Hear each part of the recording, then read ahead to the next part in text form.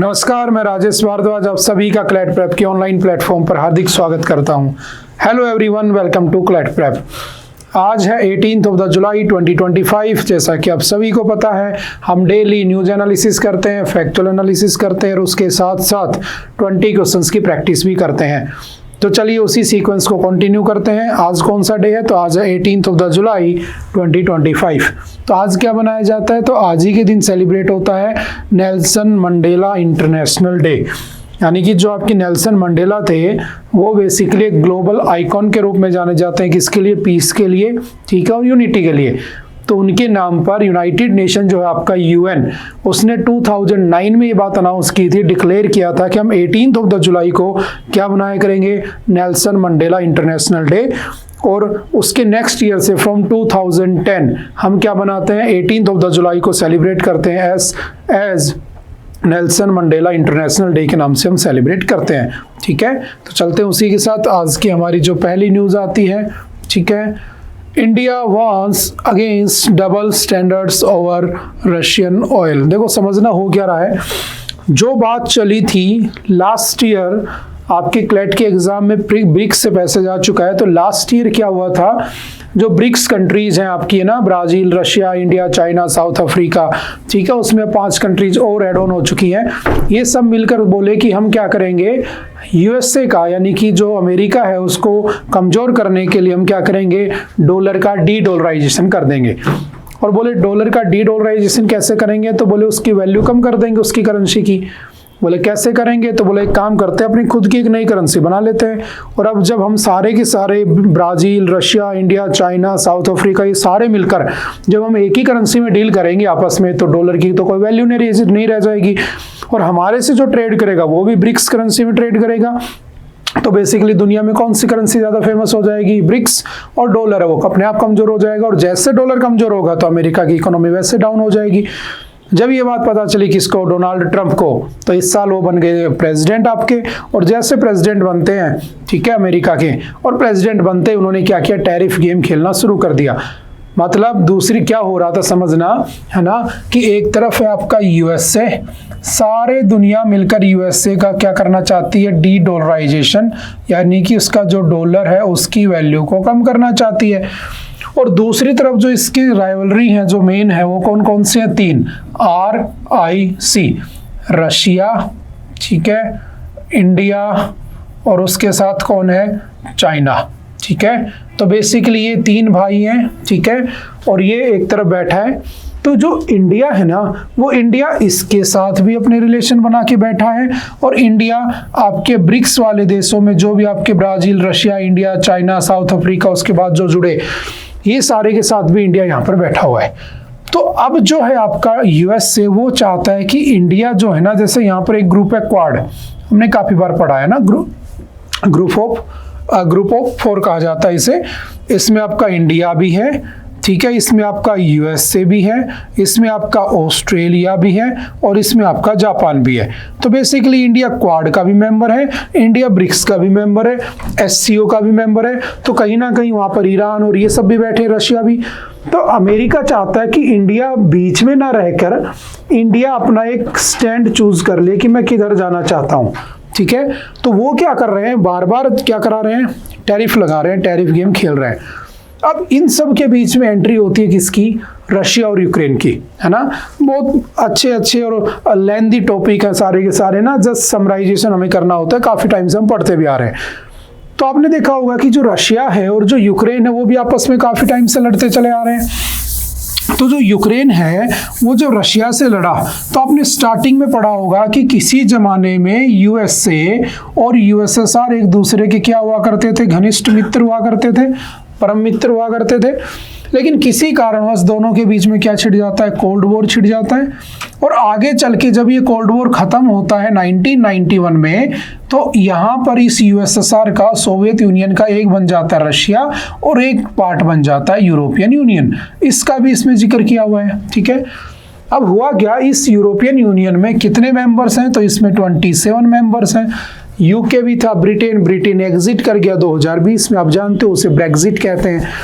अब हुआ क्या कि जब यूक्रेन और रशिया की लड़ाई हुई, तो जो यूक्रेन था उस यूक्रेन को पहले किसने हथियार देने शुरू किए? तो आपके यूएसए ने। और यूएसए ने उसे ऑफर रखा कि आप किस में आ जाओ, नेटो में आ जाओ। और जो नेटो का सेक्रेटरी है आज के दिन, मार्क रूट, उसने कह दिया कि अगर किसी ने रशिया से कुछ परचेज करने की कोशिश की तो हम उसके ऊपर क्या करेंगे, टैक्स इम्पोज कर देंगे। तो ये सारे के सारे आपस में लिंक कर रहे हैं। तो दोबारा से समझना पूरी कहानी क्या है कि रशिया यूक्रेन को इन्वेड कर रहा था। यूक्रेन को कहा गया यूएसए के द्वारा कि तुम नेटो में आ जाओ। नेटो क्या है? तो नेटो एक या कह सकता हूँ मिलिट्री ऑर्गेनाइजेशन है, जिसमें आज के दिन 32 मेंबर्स इसके मेंबर हैं, जो कि बना था 1949 में, और यूएसए ने बनाया था ताकि वो यूएसएसआर को काउंटर कर सके। तो यूएसए अपना खुद का ग्रुप बनाना चाहता था, ठीक है, यूएसएसआर अपना ग्रुप बना ही रहा था। आगे चल के यूएसएसआर खत्म हो गया, लेकिन अब रशिया दोबारा से यूएसएसआर बनाना चाहता है, और जो यूएसए है वो तो अपने नेटो को बढ़ाना चाहता है। तो इसके ऊपर जब इन्वेड किया रशिया ने, तो इसको कहा गया यूक्रेन को कि तुम नेटो में आ जाओ। लेकिन हालांकि किसी कारणवश वो नहीं आ पाया, और इस यूक्रेन को बार बार जो वेपन्स थे, हथियार थे, वो कौन देता रहा? तो वेपन्स देता रहा कौन? यूएसए। ठीक है। जैसे ही डोनाल्ड ट्रंप की सरकार आई, डोनाल्ड ट्रंप ने इसको बुलाया, किसको? व्लादिमीर जेलेंस्की, आपने नाम सुना होगा, जेलेंस्की। और दोनों की ओवल ऑफिस में मीटिंग होती है, और जो मीटिंग होती है तो एक तरफ था डोनाल्ड ट्रंप और एक तरफ थे आपके जेलेंस्की। दोनों के बीच में डिस्प्यूट हो जाता है। ट्रंप साहब इससे कहते हैं कि मुझे क्या चाहिए, तुम्हारी जमीन के नीचे जो क्रिटिकल मिनरल है, उस क्रिटिकल मिनरल का क्या चाहिए? एक्सेस चाहिए। ये बोला मैं एक्सेस नहीं दूंगा, और ये वहां से उठ के चला गया। बाद में उसने डील साइन कर ली, और डील साइन करने के बाद इसको वो एक्सेस दे दिया। अब मेन प्रॉब्लम आती है यहां से, क्योंकि जब तक यूएसए नहीं आ रहा था बीच में, यूएसए जस्ट वेपन सप्लाई कर रहा होता है ना, और लेकिन जब उसने उसके साथ वेपन्स की उसने उसके साथ क्रिटिकल मिनरल्स की डील कर ली, तो आपने पढ़ा होगा कि अभी यूक्रेन को यूएसए ने फ्रेश वेपन सप्लाई कर दिए, वेपन डील हो चुकी है कि भाई तू बच अपने आप को रशिया से। दूसरी तरफ वो कह रहा है कि सारे के सारे जो देश है, इंडिया हो गया, चाइना हो गया, वो रशिया से कुछ नहीं खरीदेंगे जिससे कि रशिया की हेल्प हो सके। अब रशिया जो है वो तेल सप्लाई करता है, और रशिया से एकमात्र जो सबसे ज्यादा तेल खरीदता है वो भारत है, और हमें बहुत सस्ते दामों पर देता है। तो ट्रंप चाहता है कि तुम सस्ते में मत खरीदो, तुम महंगे में खरीदो, हमसे खरीदो, किसी और से खरीदो, लेकिन रशिया से नहीं खरीदोगे। अगर तुमने रशिया से खरीदा तो हम तुम्हारे ऊपर 500% टैरिफ लगा देंगे, और अगस्त में बिल पास करने वाला है। अब एक बात बताओ, मैं कमजोर आदमी हूं, मेरे पास पैसा नहीं है, तो मैं क्यों 100 रुपए की चीज को 1000 रुपए में खरीदूंगा? तो मुझे मेरा भी तो बेनिफिट देखना है, मेरा भी मुझे कर्जा उतारना है, मेरा मतलब भारत का, तो भारत तो खरीदेगा रशिया से। लेकिन ट्रंप नहीं चाहता कि रशिया से खरीदो, वो चाहता है कि रशिया कमजोर पड़ जाए। दूसरी तरफ वो कहता है कि इंडिया और चाइना, है ना, आपका इंडिया और चाइना जो है वो पुश करे, ठीक है, किसको? रशिया को, कि वो अपनी आर्मी हटा ले और यूक्रेन पे इन्वेड ना करे। दूसरी तरफ यूएसए क्या कर रहा है कि जब उससे क्रिटिकल मिनरल का एक्सेस मिल गया, 5% जो दुनिया का क्रिटिकल रेयर अर्थ मिनरल होता है वो यूक्रेन में पाया जाता है। जब उसे एक्सेस मिल गया तो वो वहां पर क्या कह रहा है, अपना बेनिफिट भी निकाल लिया, उसने यूक्रेन को आर्मी भी दे दी, और उधर से कह रहा है कि तुम लड़ो, मैं तेरे साथ हूं। उधर से कह रहा है भारत और चाइना को कि रशिया से तेल मत खरीदो, उसे मजबूत मत करो, है ना, उसे पैसा मत दो। तो जो यूएसए बेसिकली डबल स्टैंडर्ड पे बात कर रहा है, दोहरा आदमी, बात समझते हो ना, दोगला आदमी है बेसिकली, अगर देसी भाषा में कहा जाए, वही तो लिखा हुआ है। इंडिया ने जैसे ही उसने कहा, ट्रंप ने, कि हम तुम्हारे ऊपर 500% ड्यूटी लगा देंगे गुड्स एंड सर्विसेज पे, अगर तुमने रशिया से ऑयल खरीदा, अगर जो देश रशिया से ऑयल खरीदेगा उसके ऊपर 500% टैक्स लगेगा। तो ये सीधी सीधी बात डबल स्टैंडर्ड वाली तो हो गई, दोगली बात हो गई। एक तरफ कल आपने देखा होगा कि यूएसए ने कहा कि पहलगाम में जो टीआरएफ था, द रेजिडेंस फ्रंट, उसको क्या डिक्लेयर कर दिया गया है? तो TRF has declared as the, क्या डिक्लेयर कर दिया उसे? International terrorist organisation. तो एक तरफ वो भारत का हेल्प करने की कोशिश कर रहा है, दूसरी तरफ कह रहा है रशिया से कुछ खरीदोगे तो बैन लगा दूंगा, 500% टैक्स देना पड़ेगा। तीसरा कह रहा है कि इंडिया जो मेरी तरफ आ जाए। इंडिया किधर ना जाए? तो मैं पहली लाइन मैंने इसलिए लिखी थी RIC, है ना, 3 भाई तीनों तबाही, है ना, वो बनने जा रहे हैं। तो यूएसए नहीं चाहता कि 3 भाई एक हो जाए बस। अगर ये 3 भाई एक हो गए और तबाही बन गए तो यूएसए को बर्बादी के किनारे पर लाकर छोड़ देंगे। इसलिए वो चाहता कि इनका जो मेन इंपॉर्टेंट भाई है ना इंडिया, वो निकल के मेरी तरफ आ जाए कैसे भी करके। और मेरी तरफ कैसे आएगा? अगर मैं उसे डराऊंगा, मैं उसे धमकाऊंगा, क्योंकि जो अमेरिका है वो अपने आप को विलन मानता है। और वो जैसे अमरीश पुरी होता था ना, डरा धमका के अपनी तरफ उसको कर लेना ताकि ये दोनों कमजोर पड़ जाएं और जो यूएसए वो सस्टेन कर पाए। अगर यूएसए ऐसा नहीं कर पाया और अगर इन तीनों ने अपना कुछ जुगलबंदी कर ली, कुछ जुगाड़ बैठा लिया और अगर वो उसकी डिपेंडेंसी से निकल गए तो डेफिनेटली जो चाइना है और जो रशिया है वो उसका बेनिफिट उठाएंगे। ठीक है, इंडिया भी कहीं ना कहीं बेनिफिट उठाएगा, लेकिन इंडिया ये बात जानता है कि चाइना भी मेरा दोस्त नहीं है, रशिया भी मुझे धोखा दे सकता है क्योंकि वो आज के दिन इतना पावरफुल नहीं है, और अमेरिका तो कभी से दोगला है। तो इंडिया डरता है, और डरता है कि इन द सेंस हम दोनों तरफ बैठे, हम एक तरफ चूज ही नहीं कर रहे हैं। तो यूएसए चाहता है कि भाई तू चूज कर, मजबूर कर रहा है हमें, या तो 500% टैक्स दे दे, उधर चला जा, अगर टैक्स से बचना चाहता तो मेरे पास आ जा। दो ऑप्शन रखे गए हमारे सामने। हालांकि हम उनके डराने धमकाने के आगे अभी तक झुके नहीं हैं। उन्होंने 90 डेज का टाइम दिया था, 8 जुलाई को खत्म हो गई थी लिमिट, हमने कोई उनकी बात की डील को साइन नहीं किया। समझ गए? ऐसे ही अमेरिका ने अभी रशिया को भी टाइम दिया है, पता तुम्हें? रशिया को भी उसने 50 दिन का टाइम दिया है, 50 डेज, कि 50 दिन में देख ले अपनी आर्मी को वापस खींच ले, वरना सैंक्शंस इतने बुरे लगाऊंगा कि तुम्हें, मतलब कि जितना बुरा हो सकता है तुम्हारे साथ बुरा किया जाएगा। ऐसा यूएसए ने रशिया से कहा। अब सोचो, क्या ये जो तुम्हारा ये डबल स्टैंडर्ड की बात नहीं हो रही, वही सब डिस्कस किया जा रहा है। तो आज का जो टॉपिक इसमें है बेसिकली वो किसके ऊपर बेस्ड है? पेट्रोलियम के ऊपर, पेट्रोलियम या क्रूड ऑयल के ऊपर बात कर रहा है। समझ गए कि उसके ऊपर टैरिफ लगाने की बात हो रही है। लेकिन हाँ, ये सारी बातें भी आपको एटलीस्ट पता होनी चाहिए, और ये लगा नहीं है, ये अभी अगस्त में लगाने की बात की जा रही है। जैसे आप जब इसको पढ़ोगे तो 2-4 बातें समझ में आएंगी। The sanctioning Russia's act of 2025 expected to be introduced in US Congress in August. ठीक है, जो मैंडेट करेगा 500% duties on the goods and service from countries buying Russian oil. India, China, Brazil should tell Vladimir Putin to be very serious about the peace talk with Ukraine. देखो, कह रहा है NATO का chief जो है आपका mark root, ठीक है, वो कह रहा है कि जो आपका बेसिकली इंडिया है, चाइना है, ब्राजील है, ये क्या करें। अच्छा, ब्राजील में इस बार क्या हुई थी? ब्रिक्स की मीटिंग हुई थी, और ब्राजील के प्रेसिडेंट ने क्या कह दिया कि हम ब्रिक्स को स्ट्रॉन्ग करेंगे, है ना, दोबारा से इंडिया करेंसी बनाएंगे। तो अमेरिका वैसे परेशान हो रहा है, बात समझ में आ रही है? तो दोबारा से पोलराइजेशन जैसे हालात हो रहे हैं, पोलराइजेशन हो रहा है दुनिया में, समझ में आ रही है? तो यूएस ऐसा चाहता नहीं है, तो हड़बड़ाहट में वो ऐसी एक्टिविटीज करता फिर रहा, और कुछ भी नहीं है। बाकी सारी न्यूज वही की वही रिपीटेड है जो हम अब तक पढ़ते आ रहे थे ना। ईरान हो गया, ठीक है। अच्छा, एक बार इसने ये कहा था, यूएसए ने, जब ईरान ने इसको धमकी दी थी ना, तो इसने कहा था कि ईरान से कोई कुछ नहीं खरीदेगा, हमने गलती कर दी, हमने नहीं खरीदा, हमें उस समय खरीद लेना चाहिए था। बहुत सस्ता मिलता है, याद रखना, बहुत ही सस्ता पेट्रोल मिलता है। ठीक है, अब इतना सस्ता पेट्रोल मिलता है फिर भी हमें महंगा देते हैं, क्यों? क्योंकि वो अलग मैटर हो गया। ठीक है, देखो next, Beijing and Delhi should push Russian president Vladimir Putin towards ending the war in Ukraine और face tariffs, the chief of the military alliance said, है ना, नाटो वाले की बात हो रही है। ठीक है, तो वही रशिया यूक्रेन मैंने अभी समझाया आपको ना।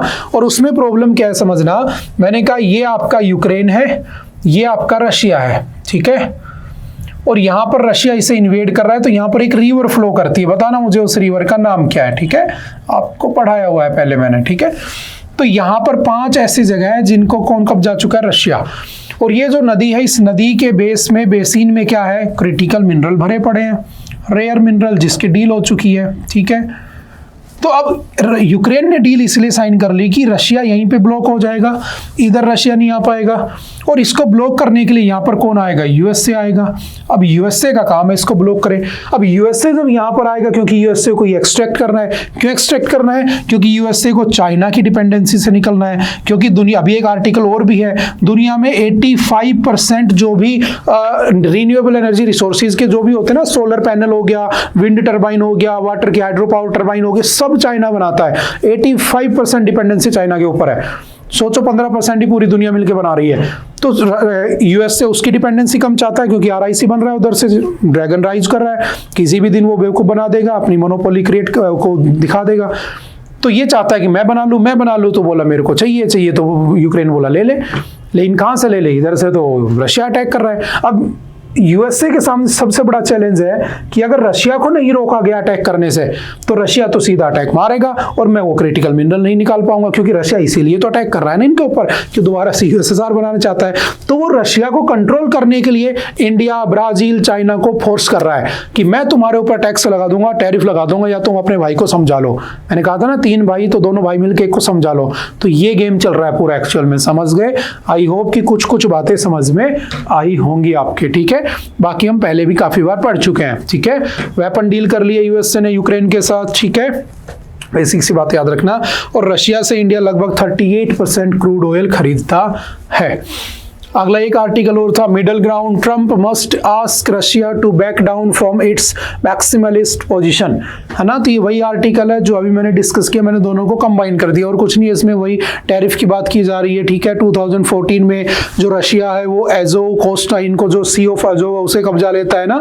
उसके बाद 2014 में आपने पढ़ा होगा क्रीमिया को अनेक्स कर लेता है, और क्रीमिया को अनेक्स कर लेता है इसीलिए यूएसए, इटली, जापान इसको कहाँ से निकाल देते हैं, G7 से एग्जिट करा देते हैं ना। तो वही सब बातें इसमें दोबारा से डिस्कस की हुई हैं। तो बेसिकली बात वही है, रशिया पावरफुल होना चाहता है, कभी था, यूएसए पावरफुल है, पावरफुल रहना चाहता है, चाइना पावरफुल बन रहा है लेकिन ऑफिशियली वो पावर में आना चाहता है। तो 3 स्टेप बने हुए हैं। पहले पे अभी कौन है आपका रशिया, आपका यूएसए, दूसरे पे कौन है रशिया, किसी जमाने में था, तीसरे पे कौन है चाइना, वो आना चाहता है। और इन दोनों के साथ मिलकर इंडिया आगे बढ़ना चाहता है, इसके साथ मिलकर भी इंडिया आगे बढ़ना चाहता है, इंडिया बीच में रहना चाहता है। ट्रंप साहब चाहते हैं इंडिया एक साइड चूज कर ले, बस इस बात की लड़ाई चल रही है। आई होप आप समझ गए होंगे, ठीक है। चलते हैं नेक्स्ट। अच्छा, ओपेक कंट्रीज कौन सी होती हैं? ओपेक कंट्रीज वो होती हैं जो बेसिकली क्या करती हैं, पेट्रोलियम एक्सपोर्टिंग कंट्रीज का ग्रुप होता है, ठीक है, organisation of petroleum exporting countries. तो ऐसी 12 कंट्री हैं जो क्या करती हैं, बेसिकली आपका पेट्रोलियम एक्सपोर्ट करती है, ठीक है। तो बेसिक से नाम लिखे हुए जस्ट याद रखना, ठीक है। ऑलमोस्ट 12 प्लस ही हैं, ठीक है। Algeria, Angola, Ecuador, Equatorial Guinea, Gabon, Iran, Iraq, Kuwait, Libya, Nigeria, Qatar, Saudi Arab, UAE और वेनेजुएला। ये सारी मैक्सिमम पेट्रोलियम एक्सपोर्टिंग कंट्रीज है। भारत भी करता है लेकिन भारत में इतना प्रोडक्शन नहीं होता है, जैसे आसाम के अंदर होता है, ओएनजीसी का हेडक्वार्टर है ना, oil and natural gas corporation, इधर आपके रिलायंस रिफाइनरीज लगी हुई गुजरात में, तो वो इतना नहीं करती हैं। तो यहाँ पर मैक्सिमम प्रोडक्शन होता है ओपेक में, ठीक है, सिंपल याद रखना। अगर बात की जाए एक्सपोर्ट में तो पहले नंबर पे सऊदी अरब में तेल है, फिर यूएसए में, और तीसरे नंबर पे ऑयल कहाँ पर पाया जाता है, रशिया में पाया जाता है, ठीक है। और रशिया सबसे सस्ता दे रहा है इसीलिए हम खरीद रहे हैं। आपको एक जो बैरल होता है याद रखना, एक बैरल में लगभग 159 लीटर तेल आता है, 159 लीटर तेल आता है। और एक बैरल जो होता है वो लगभग $2 से $3 चल रहा है आज के दिन, यानी कि 160 लीटर तेल आता है हमारे पास 100 रुपए 120 रुपए में, ठीक है। 1 रुपए 1 लीटर भी नहीं पड़ता, इससे भी सस्ता पड़ता है, लेकिन वो महंगा दिया जाता है, वो बाद की बातें हैं ना, वो बाद की पॉलिसीज में चला जाता है, ठीक है। सबसे ज्यादा जो इंडिया है वो क्या करता है, कंज्यूम करता है, ध्यान रखना। दुनिया में सबसे ज्यादा पेट्रोलियम का जो कंज्यूमर है वो है USA, then China, India 3rd number के ऊपर आता है, ठीक है। प्रोड्यूसिंग में अगर बात करें तो सऊदी अरब है, यूएसए, देन रशिया आता है। तो ये रैंक भी थोड़ी सी याद रखना। रशिया सबसे बड़ा एक्सपोर्टर है, प्रोड्यूसर तीसरे नंबर पे है, एक्सपोर्टर पहले नंबर पे है, ठीक है। कंज्यूमर भारत तीसरे नंबर पे है, और भारत में लगभग एक दिन में 7 मिलियन बैरल जो है पेट्रोल खपत हो जाता है। मतलब 7 मिलियन मतलब 70 लाख, और 70 लाख को किससे गुना कर दो, 159 से। इतना litre petrol per day Bharat में कंज्यूम होता है, ठीक है। और उसकी पूर्ति के लिए हमें खरीदना भी पड़ता है। और सस्ता कौन दे रहा है मुझे, तो सस्ता एक ही दे रहा है, रशिया, क्योंकि उसकी मजबूरी है, क्योंकि कोई उसे दूसरा सप्लायर नहीं मिल रहा है, क्योंकि सब अमेरिका से डरे हुए हैं।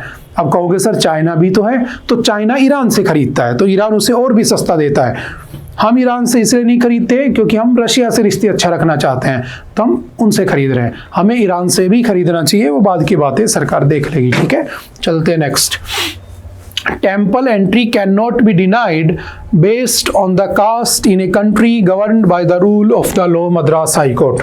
देखो आज़ादी के इतने साल बाद, है ना, हम इतने साल बाद आज़ादी के, आज अगर कोई तुमसे कह दे कि तुम्हारी जाति SC ST है, OBC है, जनरल है, हम तुम्हें मंदिर में नहीं घुसने देंगे, सोचो कैसा लगेगा तुम्हें। ये हम बात तब कर रहे हैं जब हम पढ़े लिखे हैं, जब हमें कॉन्स्टिट्यूशन के बारे में पता है, जब हमें फंडामेंटल राइट्स की नॉलेज है। सोचो उस दूर दराज किसी गांव में किसी को पता ही नहीं है इस बात का, और वो SC ST का बंदा है, SC का है, शेड्यूल्ड कास्ट का बंदा है, ठीक है।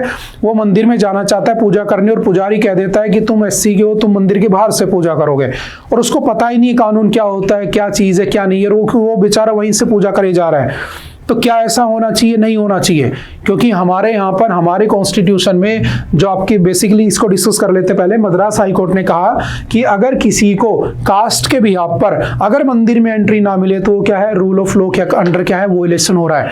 आपने पढ़ा होगा article number 14, equality before law, कानून के सामने क्या है, सब बराबर है ना। कानून कभी भी किसी के साथ 5 ग्राउंड्स के बिहाफ पर, जेंडर, कास्ट, रिलीजन, ठीक है, प्लेस ऑफ बर्थ और रेसिज्म के बिहाफ पर कभी भी भेदभाव नहीं करेगा, डिस्क्रिमिनेशन नहीं करेगा। बट कई जगह होता है जब केस आता है तो हमें बड़ा दुख भी होता है कि यार आज भी भारत में ऐसा हो रहा है ना। तो कास्टिज्म ये सब हट जाना चाहिए। तो कौन से आर्टिकल में है? 14 में इक्वेलिटी बिफोर लॉ। आर्टिकल 15 क्या कहता है हमारे कॉन्स्टिट्यूशन का? इक्वेलिटी इन सोसाइटी, सोसाइटी में इक्वेलिटी होनी चाहिए। यानी कि मंदिर है ना, पब्लिक प्लेस होता है, कोई भी जा सकता है, ठीक है, रिलीजियस प्लेस भी है, ठीक है, रेस्टोरेंट, होटल्स, पॉइंट्स, ये सभी के लिए खुले रहेंगे, कोई भी जा सकता है। आप भी कभी किसी होटल में जाते हो, रेस्टोरेंट में जाते हो तो कभी ये नहीं पूछता जाति क्या है, धर्म क्या है, आप खा पी के आ जाते हो आराम से। तो 15 में उसका राइट है तुम्हारे पास। And these are your written rights, these are your Magna Carta, ठीक है, फंडामेंटल राइट्स को मैग्ना कार्टा भी कहते हैं, हमने काफी बार पढ़ा भी है, ठीक है। अगर मैं रिलीजियस आर्टिकल्स की बात करूं तो आर्टिकल 25 क्या कहता है? हर इंसान को ये राइट है कि वो अपने रिलीजियस कल्चर को फॉलो करे और उसे प्रमोट करे। और उसी आर्टिकल 25 के 2 में ये बात लिखी हुई है कि आप किसी को भी मंदिर वगैरह में या किसी भी पब्लिक प्लेस में या टेम्पल्स में एंट्री करने से डिनाई नहीं कर सकते हो। तो बेसिकली कॉन्स्टिट्यूशन का वोलेशन हो रहा था, मद्रास हाई कोर्ट ने उसमें इंटरफेयर कर दिया और कुछ भी नहीं है, ठीक है। और बाकी आपने पॉलिटी पढ़ी है तो ये सारी बातें आई होप कि आप जानते भी होंगे। हमारे पास 6 फंडामेंटल राइट है, पहले 7 होते थे। राइट टू प्रॉपर्टी को हटाकर हमने आर्टिकल 300A में जोड़ दिया by 44th constitutional amendment 1978। Right to property को चेंज करके लीगल राइट बना दिया गया है, ठीक है, फंडामेंटल राइट नहीं है, ठीक है। जैसे एक इसके अंदर हमारा होता है राइट टू इक्वालिटी, है ना, ये भी आपने पढ़ा होगा, आर्टिकल 14 से 18 तक आता है। फिर आता है आपका राइट टू फ्रीडम, है ना, आर्टिकल 19 से 22 आता है। फिर आता है वोलेशन 23 और 24, ठीक है। फिर आता है रिलीजियस फ्रीडम 25 से 28 के बीच में, ठीक है। फिर आता है आपका cultural and educational rights for the minority, article number 29 और 30, और लास्ट में आता है आपका आर्टिकल 32 जिसे हम क्या कहते हैं, कॉन्स्टिट्यूशनल रेमेडीज कहते हैं, ठीक है। तो ये बातें आप लोगों को एटलीस्ट पता भी हैं। तो चलते हैं थोड़ा सा आगे। ग्लिच इन द पोषण app hindering beneficiaries registration in Haryana. देखो हुआ क्या, एक्चुअल में होता क्या है, देखो कैसी चीजें काम करती हैं। आपने बहुत बार बहुत सी स्कीमें सुनी होंगी, है ना, जैसे पोषण अभियान है। पोषण अभियान क्या था, एक स्कीम चलती थी मिड डे मील, है ना, मिड डे मील, और मिड डे मील स्टार्ट हुई थी 1995 में। इसमें क्या होता था कि जो बच्चे होते थे ना, बच्चे पढ़ने नहीं जाते थे, स्कूल ही नहीं जाते थे, तो बच्चों को पढ़ाने के लिए क्या किया गया, एक स्कीम लाई गई कि इनको खाना खिलाओ। तो कुछ तो खाने के बहाने स्कूल चले जाएंगे कि यार फ्री में खाना मिलेगा, कभी दाल मिल रही है, कभी दलिया मिल रहा है, कभी कुछ मिल रहा है, कभी कुछ मिल रहा है, और उनको उस बहाने पढ़ा दो। तो पढ़ाई के साथ न्यूट्रिशन भी मिल जाएगा। जो पुअर इलाके होते हैं, गरीब इलाके होते हैं, वहां पर उन बच्चों को खाना भी मिल रहा है, तो न्यूट्रिशन भी मिल रहा है, प्लस उनको एजुकेशन भी मिल रही है। तो खाने के बहाने पढ़ाई और पढ़ाई के बहाने खाना, दोनों काम हो गए। सरकार ने इसे लॉन्च कर दिया। आगे चल के 2018 में इसका नाम बदल के पीएम पोषण कर दिया गया। हालांकि ऑफिशियली इसका पीएम पोषण जो स्कीम है वो कौन से ईयर में लॉन्च कर दी जाती है, तो पीएम पोषण स्कीम आती है आपकी 2021 के अंदर। और इसमें कह दिया गया कि बच्चों को वही न्यूट्रिशन वगैरह दिया जाएगा ना, सरकारी स्कूल में सर्दियों के अंदर अंडे दिए जाएंगे, है ना, दूध दिया जाएगा, दलिया दिया जाएगा, ठीक है, वो मिल्क पाउडर दिया जाएगा बच्चों को ना, वो सब उसमें इम्प्लीमेंट कर दिया गया। और जो आंगनवाड़ी होती है ना, आंगनवाड़ी 0 से 6 साल तक के बच्चे डीपीएसपी के अंडर आता है, स्टेट की रिस्पॉन्सिबिलिटी होती है, तो उनको अच्छा खाना मिलना चाहिए। बच्चा उठना बैठना पढ़ना लिखना सीख रहा है, ठीक है, चलना सीख रहा है, खाना खाना सीख रहा है, यही होता है आंगनवाड़ी में। तो एक पोषण ट्रैकर नाम की स्कीम लाई गई कि भाई उनको ट्रैक करना है कि बच्चा किस आंगनवाड़ी में कितना पोषण पहुंचाया जा चुका है, कितना न्यूट्रिशन का फूड पहुंचाया जा चुका है। उसके लिए आंगनवाड़ियों को क्या करना होता है, जो आशा वर्कर्स वगैरह होती हैं, आंगनवाड़ी जो काम करने वाली होती है, उनको लॉगिन करना होता है। जो लॉगिन करना होता है तो आप तो जानते हो भारत में आप कभी कोई सरकारी वेबसाइट खोलना, गवर्नमेंट की साइट खोलना और आप रजिस्टर करना, है ना। आज आप उसके अंदर आप उसमें लॉगिन करो और ओटीपी का अगर प्रोग्राम होगा ना, तो बहुत से केस में क्या होता है, अगले दिन ओटीपी आता है। जैसे एसबीआई के बैंक हो गए, आज तुम पैसे निकाल लो, 3 दिन बाद मैसेज आता है ना। तो ये एक्चुअल में प्रॉब्लम है। वो तो चलो मैसेज की बात है ना, वो तो पैसे की बात है, उसको तो कोई मैटर ही नहीं है। लेकिन सोचो आज अर्जेंट कोई काम है, जैसे यहाँ पर हो रहा है हरियाणा में कि जो आपके पीएम पोषण का जो ऐप है वो चल ही नहीं रहा है, एंट्री कर रहे हो, एंट्री 4 दिन बाद हो रही है, ओटीपी नहीं आ रहे हैं।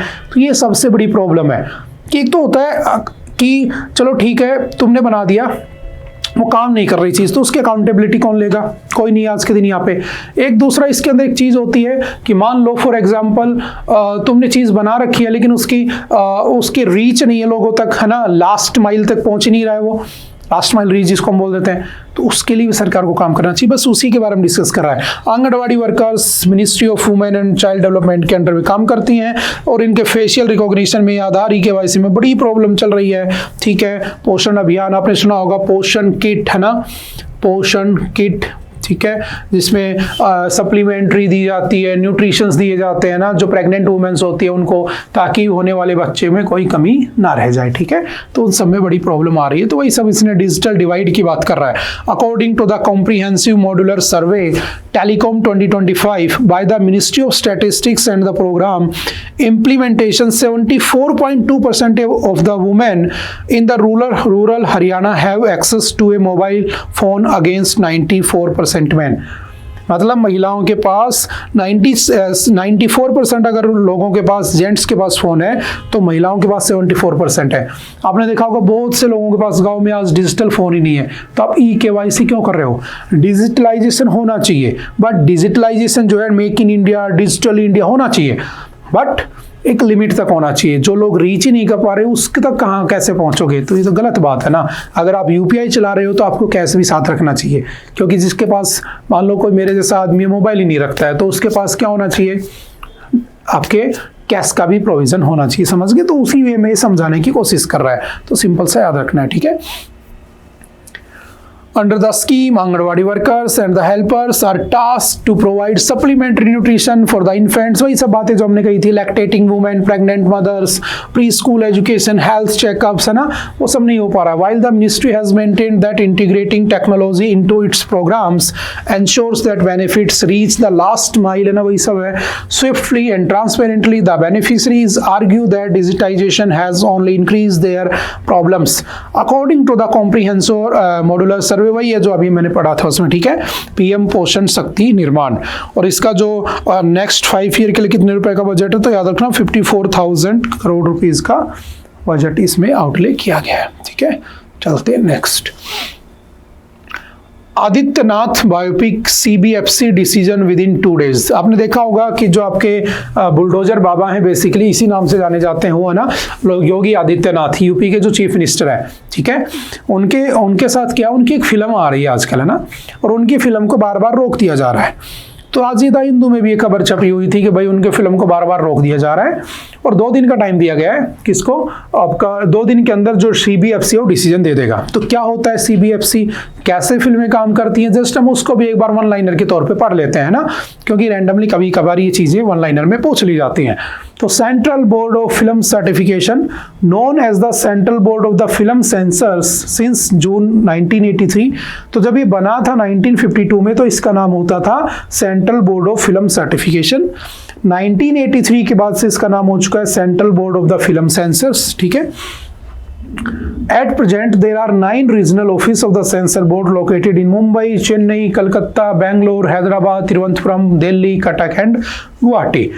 इसके रूल नंबर 41 में लिखा है सिनेमेटोग्राफी एक्ट 1952। अगर आपसे पूछे कि जो आपका सीबीएफसी है, central board of film certification, किस एक्ट से बनाया गया था, तो याद रखना सिनेमेटोग्राफी एक्ट 1952 से बनाया गया था। इसके रूल नंबर 41 में लिखा है कि जो सीबीएफसी है वो बेसिकली ऑलमोस्ट अप्रोक्सीमेटली 68 डेज के आसपास क्या करता है, फिल्म को सर्टिफिकेट दे देता है। और किस तरह के सर्टिफिकेट देता है, तो 4 तरह की सर्टिफिकेट देता है ना। आपने देखा होगा जब मूवी स्टार्ट होती है तो उसके पहले सर्टिफिकेशन दिखाया जाता है, एक सर्टिफिकेट आता है कि मूवी कैसी है। तो किस तरह के सर्टिफिकेट होते हैं याद रखना, एक होता है यू सर्टिफिकेट। यू का मतलब होता है people of all age groups, ठीक है, किसी भी एज ग्रुप का आदमी देख सकता है, बच्चा, बूढ़ा, औरत, बच्चे, कुछ कोई भी देख सकता है। जैसे इसमें मूवीज आती है बागबान, आपने बागबान देखी है कभी, है ना, जो पूरा का पूरा जो आपके बच्चों और पेरेंट्स की लाइफ के ऊपर बनाई गई है ना, अमिताभ बच्चन की। तो ऐसी फिल्में होती हैं जो किसी भी एज ग्रुप का देख सकता है, वो आपकी यू सर्टिफिकेट में आती हैं। फिर आता है यूए। यूए वो सर्टिफिकेट होती है, the movies of this certificate falls under the category of the unrestricted public exhibition. These type of movies may contain violence, obscene language or the sexual content. So the films of this category can be seen by the children of the above 12 years. 12 साल से ऊपर के बच्चे को देखना चाहिए in the presence of parents or the guardians only. सिर्फ माँ बाप के प्रेजेंस में ही देखना चाहिए, ठीक है, अकेले में नहीं देखना चाहिए। हालांकि ऐसा होता नहीं है, ठीक है, बाद की बात है, 12 साल से कम उम्र के बच्चे भी मूवीज देखते हैं और यही इफेक्ट होता है कि आगे चल के फिर बहुत सारे क्राइम भी देखने को मिलते हैं। एक होता है यू कैटेगरी, ए कैटेगरी। ए क्या होता है, अडल्ट, ठीक है, given to only those films which contain obscene or pornographic content. So these films can be seen by those who have crossed the age of 18 years. तो वो सिर्फ 18 plus के लोग ही देख सकते हैं। एक और होता है, बताना मुझे वो कौन सा है, जो डब्ड मूवीज के लिए या फिर जो फॉरेन मूवीज होती है उनको लिए दिया जाता है। जैसे फॉरेन की मूवी भारत में रिलीज करनी है तो उसके लिए होता है, या कोई डब्ड मूवी होती है ना, साउथ इंडियन डब करके लगा दी जाती है, तो उन मूवीज के लिए दिया जाता है। वो कौन सी सर्टिफिकेट होती है वो देखते हैं। Stepping stone, NASA, axiom, ISRO tie up is an admirable outcome. देखो ये वही न्यूज है आपका, एक्सियोम, ठीक है, एक्सियोम क्या है, एक स्पेस एजेंसी है, इसके साथ था नासा, ठीक है, नासा, और इसके साथ था स्पेस एक्स, ठीक है, ये तीनों मिलकर एक मिशन किए थे। हालांकि मिशन तो एक्सियोम का ही था, एक्सियोम 4, लेकिन ये तीनों हेल्प कर रहे थे। और ये लोग 4 लोग थे, जिसमें भारत की तरफ से कौन थे, शुभांशु शुक्ला। तो शुक्ला जी अब वापस भी आ चुके हैं, वो दोबारा से धरती पे चलने के लिए अपने आप को, शरीर को बना भी रहे हैं, ठीक है, क्योंकि वहाँ जीरो ग्रेविटी में रह के आए हैं काफ़ी दिन तक। तो उनका जाना, उनका आना हमारे लिए किसी माइलस्टोन से कम नहीं है, वही बातें की गई हैं। और ये सब बातें हम पढ़ चुके हैं कि 548 यानी ऑलमोस्ट 550 करोड़ रुपए हमने दिए थे, वो वहाँ पर गए, एक्सपेरिमेंट किए, वापस आए। उनके किए गए एक्सपेरिमेंट को हम कौन से मिशन में यूज़ करेंगे, गगनयान मिशन में यूज़ करेंगे। और जब गगनयान जाएगा तो 4 लोग जाएंगे, उसके लीडर कौन होंगे, तो आपके शुभांशु शुक्ला। और उसके बाद जब हम उनको पढ़ लेंगे कौन सा रॉकेट या कौन सा आपका क्या होता है, लॉन्चिंग व्हीकल है ना कि रॉकेट, लॉन्चिंग व्हीकल यूज हुआ है वो देख लेंगे, कहाँ से लॉन्च किया गया वो देख लेंगे, है ना, क्या क्या एक्सपेरिमेंट होंगे हम वो सब पढ़ लेंगे। तो वही सब पुरानी न्यूज़ है, वो वापस आ चुके हैं, तो हमारे लिए माइलस्टोन से कम नहीं है, बस वही सब लिखा गया है, ठीक है। चलते हैं थोड़ा सा आगे। How is China leading the green energy sector. China green energy sector को लीड कर रहा है। अभी आप लोगों ने पढ़ा था कि जो आपका GWEC है, ठीक है, उसने एक रिपोर्ट प्रेजेंट की थी, ग्लोबल विंड रिपोर्ट। याद करो, मे 2 के हैंडआउट में भी पढ़ा होगा तुमने, ग्लोबल विंड रिपोर्ट। और जो ग्लोबल विंड रिपोर्ट है उसके अंदर इन्होंने बताया कि सबसे पहले नंबर पे कौन है विंड प्रोडक्शन में, तो चाइना। और भारत कौन से नंबर पे है, इंडिया 4th नंबर पे। तो जो चाइना है ना, वो मिलकर लास्ट ईयर उसने इतना प्रोडक्शन किया है जितना पूरी दुनिया को कंबाइन कर लो तो भी चाइना ज़्यादा निकल जाएगा। चाइना का टोटल विंड प्रोडक्शन और पूरी दुनिया का विंड प्रोडक्शन चाइना ही ज़्यादा है, आगे है।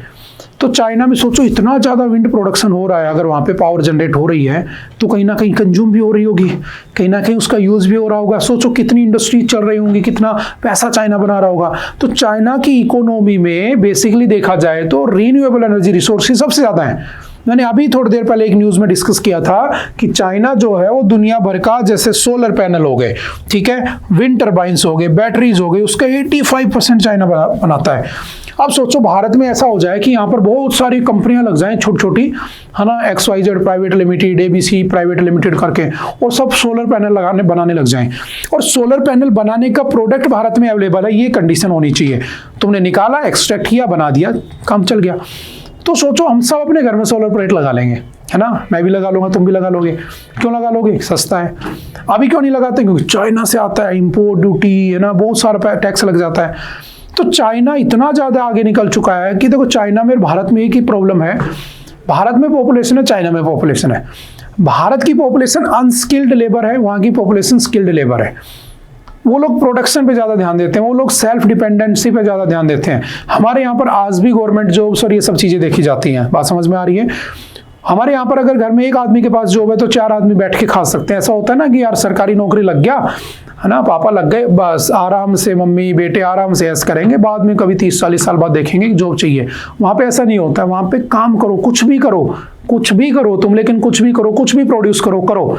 इसलिए देखा होगा तुमने, मेले में जाते हो आप लोग कहीं भी आसपास, वहाँ पे हर छोटे से छोटा खिलौना मेड इन चाइना, बड़े से बड़ा कुछ प्रोडक्ट ले लो ना, अच्छी से अच्छी कोई टेक्नोलॉजी ले लो, लिथियम आयन की बैटरी ले लो, तुम्हारे सोलर पैनल्स ले लो, मेड इन चाइना, है ना। इसको काउंटर करने के लिए मेक इन इंडिया भी आया था, लेकिन हालांकि वो थोड़ा सा डाउन हो गया, वो बाद की बात है, समझ में आ रही है।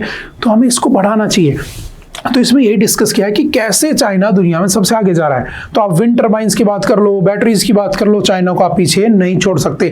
लिथियम में आप चाहे कुछ भी कह लो, है ना, टेस्ला कुछ भी कह लो, लेकिन BYD आपने नाम सुना होगा ना, चाइनीज कंपनी है ना। चाइना जो है लिथियम में लगभग 80% प्लस क्या रखता है, शेयर होल्ड करके रखता है। तो उसे कैसे बीट किया जाए, बस उसी के ऊपर डिस्कस किया हुआ है और कुछ भी नहीं है, ठीक है। In 2024 alone China allocated remarkable $940 billion into the renewable energy sector. सोचो इतना पैसा इसने वहाँ पे इसने लगाया।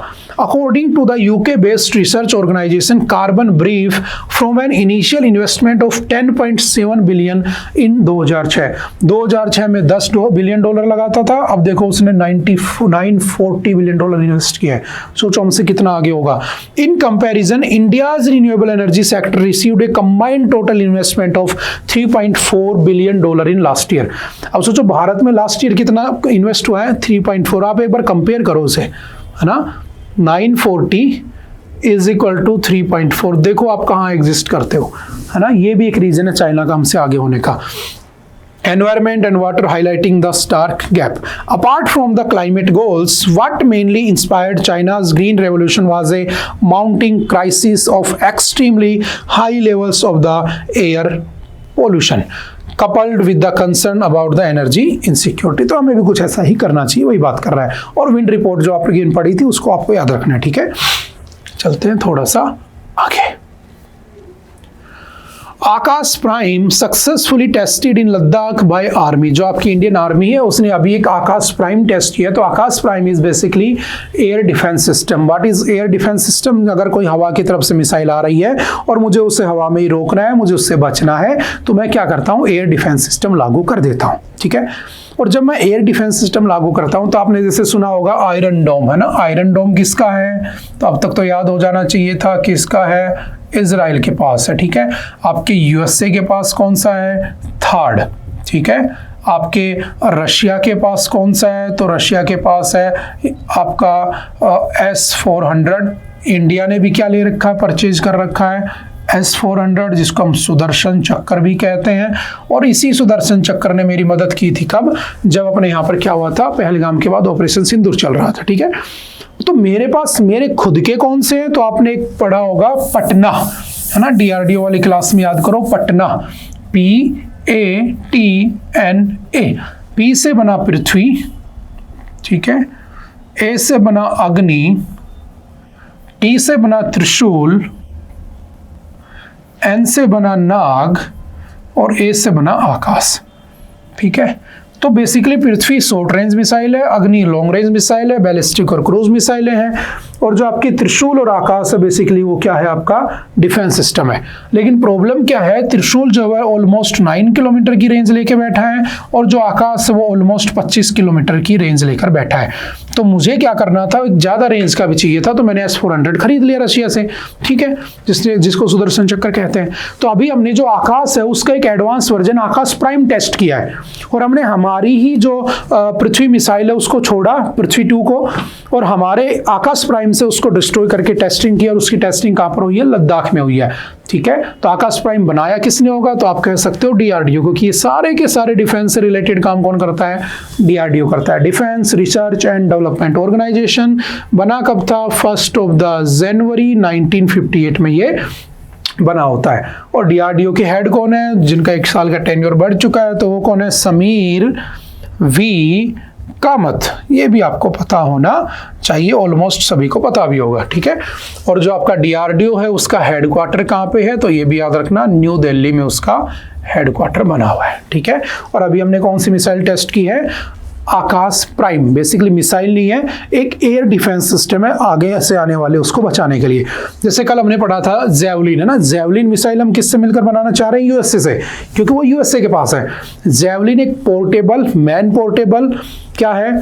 आपकी फायर एंड फॉरगेट मिसाइल है, जैसे हमारे यहाँ पर नाग मिसाइल है ना, एक बार छोड़ दो उसको डिस्ट्रॉय करके आएगी, फायर एंड फॉरगेट। और उसको हम क्या कहते हैं? एंटी टैंक गाइडेड मिसाइल भी कहते हैं। ठीक है, तो हम जेवलिन की कल बात कर रहे थे, कल के द हिंदू में, वो हम यूएसए से मिलकर बनाना चाहते हैं। ठीक है, तो वो अलग है। ठीक है, ये डिफेंस सिस्टम है आपका। नेक्स्ट है Ahmedabad cleanest city, big city in the India सर्वे। अभी एक सर्वे हुआ है जिसके अंदर अहमदाबाद वो क्या बन चुकी है? आपकी क्लीनेस्ट बिग सिटी बन चुकी है। तो सिंपल याद रखना, Ahmedabad was named the cleanest big city in India, followed by Bhopal and Lucknow in the center's annual स्वच्छ सर्वेक्षण क्लीनलीनेस सर्वे। तो कौन सा अवार्ड है? याद रखना, स्वच्छ सर्वेक्षण। और स्वच्छ सर्वेक्षण कब से शुरू हुआ था? 2016 से इसको स्टार्ट किया गया था। और ये जो अवार्ड होते हैं वो कौन देता है? तो प्रेसिडेंट ऑफ इंडिया क्या करते हैं? इस अवार्ड को प्रेजेंट करते हैं। ये 2 फैक्चुअल डाटा भी याद रखना। स्टार्ट कब हुआ था स्वच्छ सर्वेक्षण? 2016 में। अवार्ड कौन देता है? President of India, that is आज के दिन कौन है? द्रौपदी मुर्मू जी। ठीक है, इंदौर, सूरत, नवी मुंबई एंड विजयवाड़ा। याद रखना, इंदौर, सूरत, नवी मुंबई और Vijayawada were among 23 cities that entered the newly introduced super Swachh league. याद रखना, ये तो सुपर स्वच्छ लीग में जा चुके हैं, यानी कि इसमें स्वच्छता नहीं है, सुपर स्वच्छता है, मतलब कि अल्टीमेट लेवल के साथ सह रही है। ठीक है, दिल्ली जयपुर नहीं है, उसमें ध्यान रखना इतना। ठीक है, which recognises sustained excellence in the cleanliness among cities in the million plus population category. ठीक है, तो अगर पूछे मिलियन प्लस पॉपुलेशन कैटेगरी में कौन कौन है, तो ये 4-5 नाम याद रखना। President Draupadi Murmu gave away the Swachh Survekshan award to the winners on the Thursday. ठीक है, तो कल ही अवार्ड दिए गए हैं। ठीक है, तो आज के द हिंदू में आ गए। Noida, Chandigarh, Mysore among others enter the league in the 3 to 10 lakh population. जो 3 से 10 लाख वाली पॉपुलेशन में, उसमें पहले नंबर पे नोएडा है, चंडीगढ़ है, मैसूर है। While New Delhi made the cut in the 50,000 to 3 lakh populations category of the league. This year's awards introduced the स्वच्छ शहर, इस बार स्वच्छ शहर भी आया इसमें, और clean city category, in which Ahmedabad, Bhopal and Lucknow secured top 3 position in the list of cities with a population of more than 10 lakh. 10 lakh से ज़्यादा की पॉपुलेशन में कौन है क्लीन सिटी में? तो आपका अहमदाबाद, भोपाल और Lucknow. In the 3 to 10 lakh population group, Mira Bhayandar of Maharashtra top the list. ठीक है, जो आपका मीरा भाईंदर है महाराष्ट्र का, वो टॉप है, followed by the Bilaspur Madhya Pradesh और जमशेदपुर। ठीक है, उसके बाद वो तीनों बने हुए हैं। ठीक है, तो सिंपल से याद रखना, ऐसे क्वेश्चन कई बार क्या होते हैं, वन लाइनर एग्जाम के पॉइंट ऑफ व्यू से आपसे क्या किए जाते हैं, पूछ लिए जाते हैं। ठीक है, चलते हैं थोड़ा सा आगे। ओके, आई थिंक आज के लिए इतना ही था। आई होप कि आपको बातें समझ में आई होंगी। फिर भी अगर किसी तरह का कोई डाउट रहता है, ठीक है, कुछ भी बात समझ नहीं आती है, हालांकि आप समझदार बच्चे हो तो ऐसा होता है नहीं, फिर भी अगर कुछ डाउट हो तो आप आकर एनी टाइम मिल सकते हैं, पूछ सकते हैं। ओके, मिलते हैं दोबारा से किसी नेक्स्ट लेक्चर में। Okay, bye bye, thank you, have a nice day.